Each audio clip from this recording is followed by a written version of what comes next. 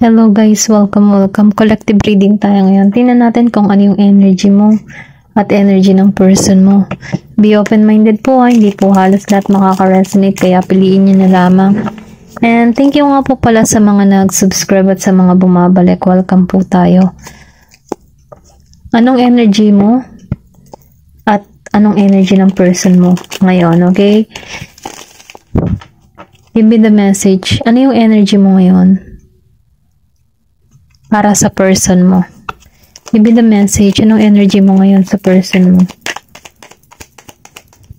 Tumalsik to, the Empress.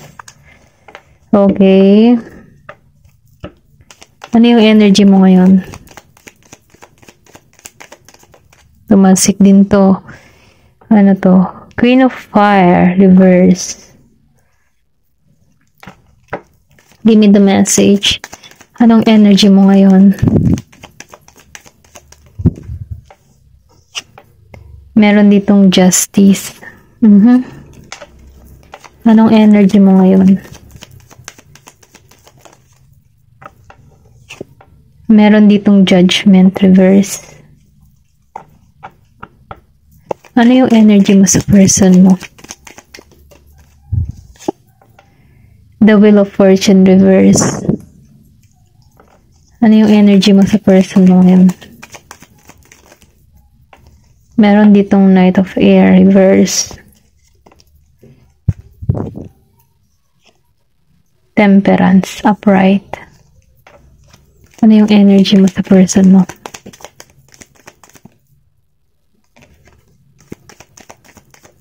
Okay. The Hangman. Nafe-feel ko dito, no? The Empress. Isa kang mabuting ina. Then, nafe-feel ko. Kahit inalisan ka ng person mo dito, hindi mo hinayaan na hindi makumpleto yung trato mo sa iyong mga anak, ganun. Kasi, alam mo yung pagiging mabuting ina. Nakikita ko dito ikaw yung naging ina or ama para sa anak mo, na kung saan sinusuportahan ka dito ng mga gabay mo. Kasi nakikita ko dito yung kalawakan ng kaisipan mo. Yung tipo na kahit inalisan ka ng past person mo, mas naging kang matatag. Ito lang nakikita ko. Na kung saan yung pagiging mong matatag. Kasi hindi ka nawawalan ng faith sa taas. Kasi nakikita ko dito na meron dito mga pangyayari na conflict. Pero ganun pa man dahil sa mga unos na nangyari, mga problema na dumating sa buhay mo, nanatili ka pa rin sa Empress energy.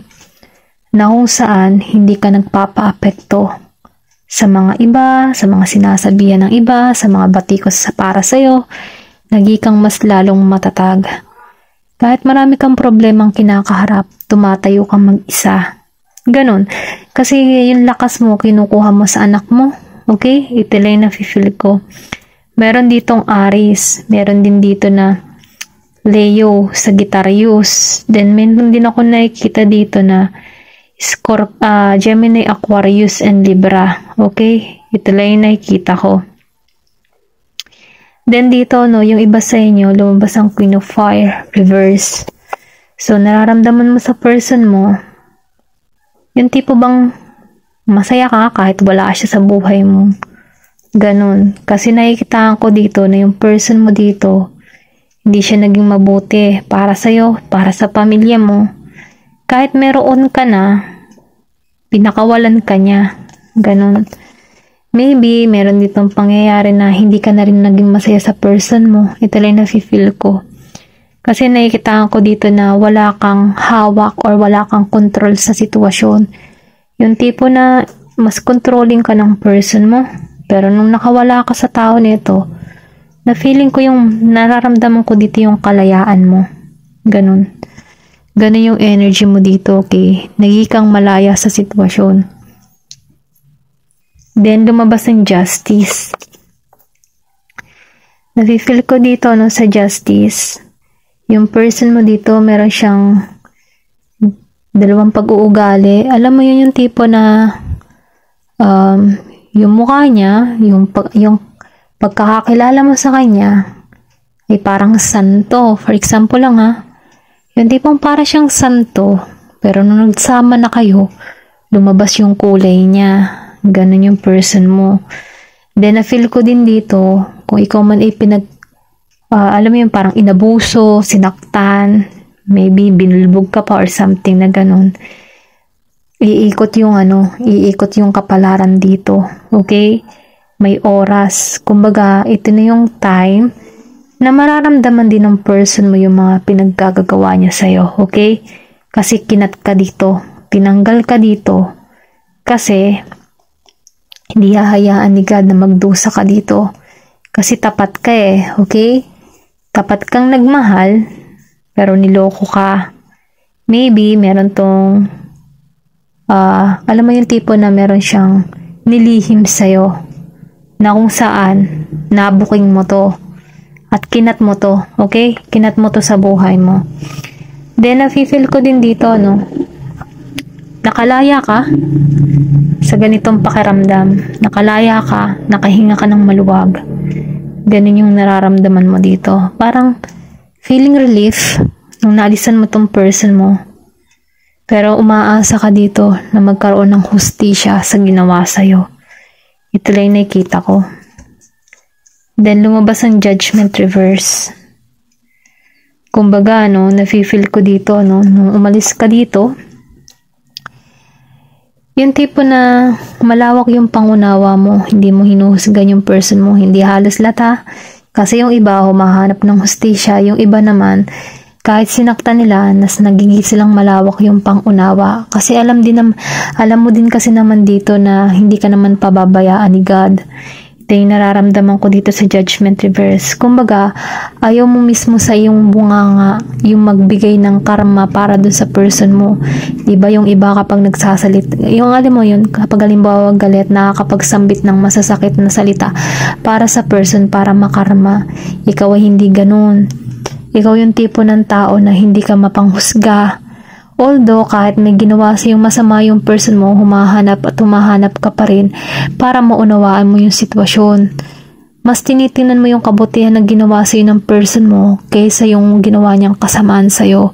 Siyempre, nakikitaan ko rin dito na mas tinitimbang mo yung sitwasyon. Although, naniloko ka dito, pero mas tinitingnan mo pa rin dito yung nakagawa din naman ng mabuti siya sa'yo.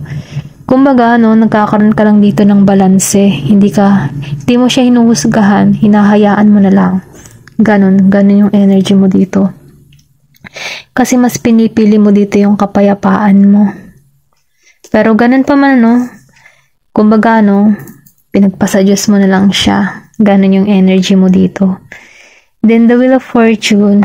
Okay, ano yung nararamdaman mo sa person mo dito o sa the Wheel of the Fortune? Hindi ka mapalad. Yung tipo na nung magkasama kayo, pili mo, parang, alam mo yung pasaan mo ang daigdig. Ganon yung energy mo. Pero dahil nakalis ka na dito, nararamdaman ko dito yung kakulangan. Maybe, nahihirapan ka din sa sitwasyon, hindi ka mapalad sa sitwasyon, kasi lumayo ka dito sa tao nito, or nilayuan ka ng tao nito. Namimiss mo pa rin to, okay? Pero ganun pa man, kahit mga pangyayari na kasi lumabas ang the Wheel of Fortune reverse. Parang hindi ka mapalad. Hindi ka naging mapalad para sa kanya. Ganun yung mindset mo sa person mo. Hindi ka naging mapalad, hindi ka naging okay. Naging kang controlling, ganun yung energy mo. Pero ganun pa man, ito lang yung nararamdaman ko.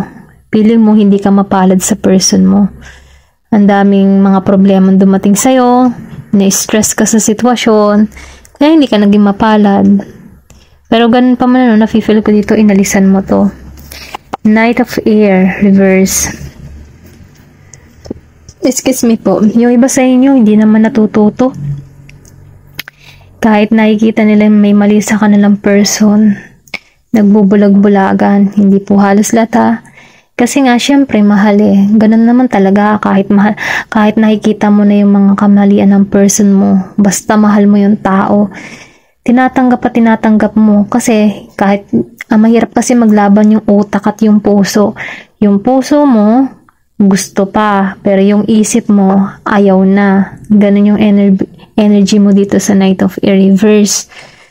Kung mag-aalam ng kaisipan mo yung ginawa ng person mo, pero once na narinig mo yung salita or pangalan ng person mo, yung puso mo, sabik na sabik, ganun. Okay? Kaya ngayon, nakikita ko dito, nahihirapan ka pa magdesisyon kung anong gagawin mo sa person mo. Ito na yung nafe-feel ko dito sa Knight of Air. Kasi nahihirapan kang ikatong tao na to. Hindi mo kaya. Mahal mo kasi. Siyempre, mas sinusunod mo yung puso mo, yung nararamdaman mo. Once na may marinig kang masakit about sa person mo, nakakirot yung puso mo. At kahit yung isip mo, winawaksi mo na dapat layuan ko na to, ganyan, dapat tulungan ko sarili ko, dapat makalis ako ganito. Pero yung puso mo nakakirot, nakontra, hindi sumunod sa isip mo. Kaya yung puso mo at isip mo nagtatalo, okay? Then dito, no, sa Temperance upright, yung iba naman sa inyo, nagiginang kalmado, nagiginang mapayapa. Sinusunod mo na yung inner guidance mo, sinusunod mo yung intuition mo. Kasi andun ka sa point na pinalaya mo na rin yung sarili mo. Okay? Italay na feel ko. Andun ka na sa moment na nagmo-moving on, naghihiling ka na sa sitwasyon. Masaya ka na kung anong meron ka. Kumbaga, no, sumusunod ka na lang sa agos ng musika. Kapag ang musika ay rock, rock ka din. Kapag ang musika ay mahinahon ka din. Pag masaya, masaya ka din. Ganun ba? Sunod na lang sa musika. At dahil doon, ano, mas importante kasi yung mental health mo. At yun yung iniisip mo, yung kalusugan mo. Kaysa naman magpa-apekto ka sa tao nito. Kasi syempre, iniisip mo din dito, isip ka ng isip. Ang tanong, iniisip ka ba ng person mo? Diba? Kaya mas mainam, nakikita ko dito, mas nagigi ka ditong panatag. Mas nagigi kang maayos. Mas lumalago ka. Okay? Ginagamitan mo to ng lohika. Kumbaga, yung nangyayari at nagaganap sa'yo. Kasi ginagamitan mo to ng talino. Then dito, no, sa The Hangman upright. Nafe-feel ko dito, no, na nagikang malaya sa sitwasyon. Mas hinanap mo yung kalayaan mo. Ayaw mo na kasing may stuck sa sitwasyon. Although nakikita mo yung person mo dito kung anong ganap sa buhay mo. Hanggang tingin ka na lamang, pero mas pinalalaya mo yung sarili mo. Kasi tanggap mo eh. Yung tipo ba na hindi ka naghangad ng masama para sa person mo. Pinakawalan mo ang nararamdaman mo. Ganun yung energy mo dito sa The Hangman. Mas nanatili ka ditong tiko mambibig, hinayaan mo siya, pinalaya mo siya, at pinalaya mo rin yung sarili mo. Kung mayroon man magandang nagaganap sa person mo, pinagpapasalamat mo na rin yun, okay? Ganun kakabuti. Dahil doon sa kabutihan mong ganyan, kasi malawak yung pangunawa mo, nararamdaman ko dito na mas makakita ka or magkakaroon ka dito ng mas maayos na relasyon. Kasi pinalaya mo ng maayos yung person mo. Ayun, hindi ka nagtanim ng galit. Nagikang mas malawak yung pangunawa. Kasi, alam mo yung sitwasyon na kaya hindi kayo nagkatuluyan ng person mo dito ay dahil alam mo sa sarili mo na merong ipagkakalob sa'yo. Okay? Ito din nakikita ko. At tingnan natin kung ano yung mensahe para sa'yo. Ano yung mga gabay or ano yung mga message na sasabihin sa'yo, no? Kasi ito na nakikita ko. Give me the message, ano yung mensahe para sa'yo. Give me the message, ano yung mensahe. Ayan, meron ka dito na sa circle. So, lumabas dito, healthy boundaries are crucial for growth. Kumbaga, ano yung sinabi ko dito kanina sa The Hangman and the Temperance. Mas, mas pinaprotektahan mo yung sarili mo. Yung mental health mo, yung physical health mo, yung emotional health mo, yung mga ganun ba. Mas pinoprotektahan mo yung sarili mo. Kasi, alam mo naman sa sarili mo na kapag ikaw ay nagpatianod pa rin sa past person mo, ikaw rin ang maapektuhan. Kaya ikaw, nagkaroon ka na lang din ng boundaries para sa sarili mo kasi mas iniisip mo yung kalusugan mo. Give me more information. At yun ang maganda kasi nagiging ka ditong wais. Then dito, no? Freya, you are worthy and you are loved. Kaya mas nagkakaroon ka dito ng boundaries kasi alam mo yung halaga mo. Alam mo yung katayuan mo sa buhay na kung saan pinoprotektahan mo din yung sarili mo. Ganon. Kasi meron kang lakas, tapang na alisan din to.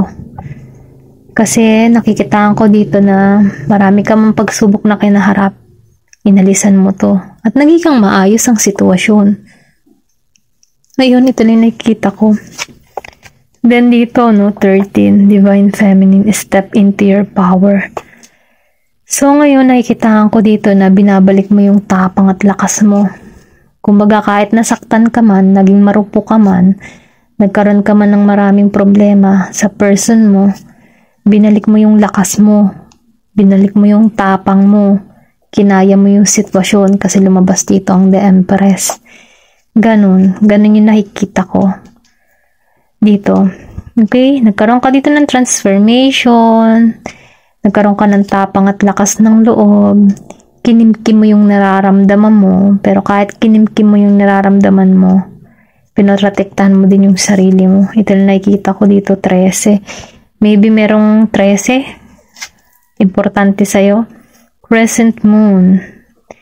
Keep moving forward. You got this. So, sinasabihan ka dito na magpatuloy ka sa buhay. Makakamit mo kung ano yung gusto mo or kung ano yung nais mo, no? Huwag kang magkubli, huwag kang magmukmok. Kung halimbawa, sinaktan ka dito, huwag kang magmukmok. Enjoy life. Okay?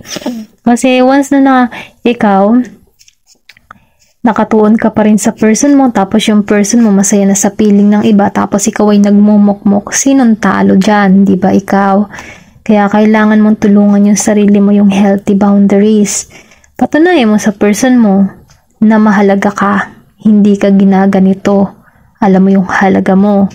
Ibalik mo yung lakas mo at magpatuloy ka sa buhay, sa goal mo, develop mo yung sarili mo, and you got this. Makukuha mo, makakamit mo to. Okay?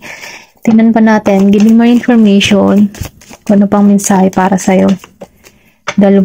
Meron ka ditong Lilith. Reclaim your power. Kumbaga, ibalik mo yung tapang at lakas mo. Ibalik mo. Okay? Kumbaga, meron ako nakikita na Phoenix. Kumbaga sa Phoenix, para kang alikabok na bumalik ka muli. Parang ginising ka muli. Binangon kang muli sa pagkaalikabok. Ganon. Serious. Love and mother yourself. Mahalin mo yung sarili mo. Arugain mo yung sarili mo. Alagaan mo yung sarili mo. Tulad ng isang ina kung paano niya inaalagaan ang kanyang anak. Ganon din ang gawin mo para sa sarili mo. Okay? Ayun na lamang po. Thank you for watching and love and peace. Thank you for watching Glow and Peace.